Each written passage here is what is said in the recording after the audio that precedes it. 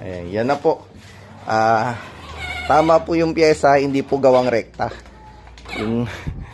Doon po tayo sa sigurado, hindi po doon sa gawang YouTube lang. Ayan.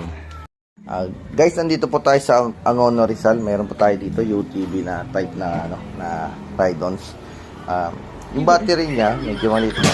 Yung controller niya, okay naman po. Yung alam din natin lang po nito ay yung orig kasi nag-iinit to. Namamatay-matay. May nakausap daw po yung customer. Ayun nga, gagawin ko. Dito na naman siya, si YouTube Boy.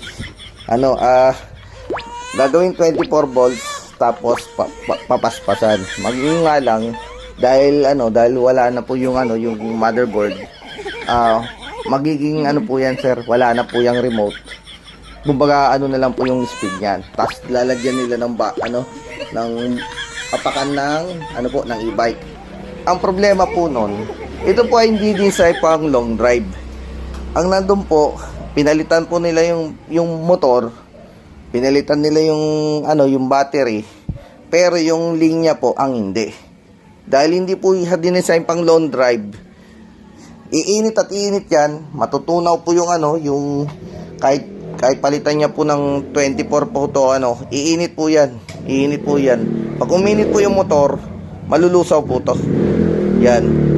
Masisira din po. Ilang beses na po kami ang gawag, ganun po ang ginawa. Kaya ewan ko lang to, mga bago kasi yan. Hindi po natin masasabi. Yun lang. Make sure dapat yung gagawa, alam po yung compatible dito. Hindi puro upgrade na lang. Tingnan nyo muna mabuti yung linya, yung wirings at yung compatible ng pyesa. Yun po. Ayan, yan na po. Tama po yung pyesa, hindi po gawang rekta.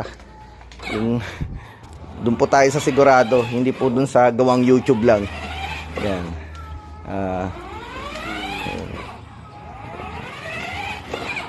Paano pa kung tama po yung motor nito, tapos tama po yung saka bago po yung battery, baka mas lalong bumilis yan. Yun po yung tama, hindi po yung puro rekta sunog yan.